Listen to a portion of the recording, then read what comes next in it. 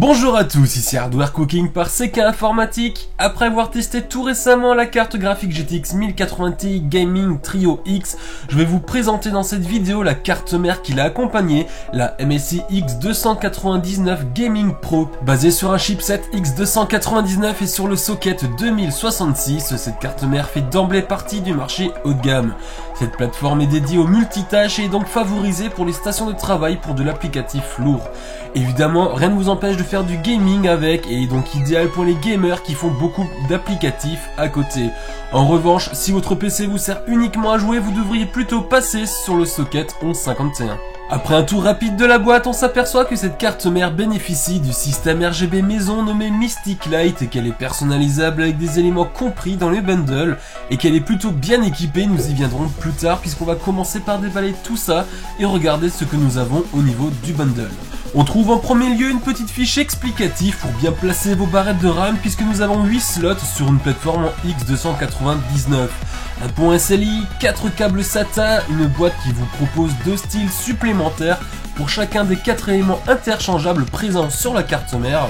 Des vis pour éléments imprimables en 3D, le CD d'installation des drivers et logiciels, la fiche qui vous remercie pour votre achat et vous invite à l'enregistrer, le manuel d'utilisation, une fiche qui vous explique comment changer les éléments interchangeables, un guide d'installation rapide, une pochette en tissu noir contenant la plaque IO-Shield, un câble d'extension RGB 80 cm que nous avons utilisé ici pour synchroniser notre boîtier Be Quiet Dark Base 700 à la carte mère. Attention, nous déconseillons aux épileptiques d'utiliser cet effet Lightning dans ce cas de figure. Et enfin, nous avons les antennes Wi-Fi pour la carte mère. Au niveau des caractéristiques techniques, je le disais en début de vidéo, nous sommes sur un chipset X299 socket 2066 et cette série de cartes mères supporte les processeurs Intel Core X Series. Cette MSI X299 Gaming Pro Carbon AC dispose d'un format ATX qui vous permettra de l'intégrer plus facilement dans vos boîtiers et supporte de la mémoire DDR4 jusqu'à 4266 MHz sur ses 8 slots. Capacité max par slot de 16 Go, on peut donc totaliser jusqu'à 128 Go de mémoire et elle dispose de 4 ports PCI Express compatibles SLI et Crossfire. Quant au stockage, nous avons 2 ports MD avec une armure pour dissiper la chaleur, 8 ports SATA 3 dont 2 qui sont placés à la verticale et enfin un port U2.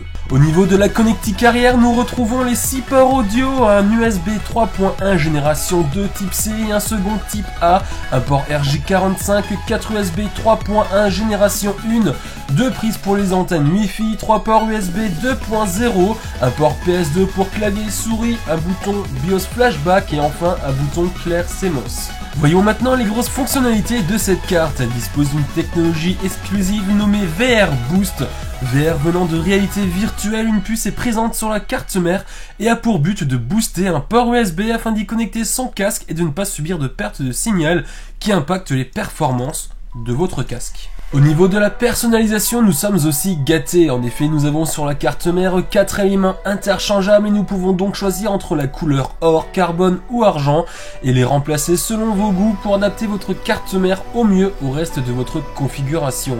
Vous pouvez également imprimer des éléments 3D comme des cache-câbles pour les SATA, des supports pour ventilateur M2 ou encore des supports pour la carte graphique. Au niveau du RGB, nous avons la technologie de MSI nommée Mystic Light et nous avons à disposition pas moins de 17 effets différents que vous pouvez contrôler soit via le logiciel, soit via une application sur votre smartphone.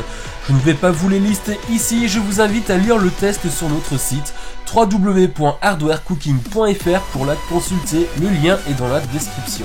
Enfin, parlons overclocking. Pour tester cette mobile, nous avons décidé de tester la fonction Game Boost qui sert à overclocker automatiquement le processeur. Et puisqu'il nous a fallu une configuration complète pour tester tout ça, voici le détail. Un processeur Intel Core i7 7800X, une carte graphique MSI GTX 1080 Ti Gaming X Trio, une alimentation Be Quiet Straight Power de 800 watts, un SSD Samsung 850 EVO 250 Go, un disque dur Iron Wolf NAS de 10 Teraoctets, 64 Go de DDR4 Corsair Vengeance RGB en 3333 MHz, un I/O Be Quiet Silent Loop 240 mm et enfin le boîtier Be Quiet Dark Base 700. Nous avons sur la carte mère un bouton physique afin de régler le niveau de l'OC que nous désirons. Nous pouvons aussi passer par le BIOS directement et nous avons donc 8 niveaux qui va du 7.0 où il n'y a pas d'OC jusqu'au 7.11 qui passe l'OC à 4,70 GHz. Chaque niveau ajoutant plus 100 MHz. Ajoutez à cela le profil XMP que nous avons activé et qui passe le CPU basse clock de 100 à 104,15 MHz. Le 7.8 qui passe le processeur à 4,50 GHz et donc un OC de plus 500 MHz. Ajoutons le CPU basse clock et nous étions donc à une fréquence de 4,687 GHz.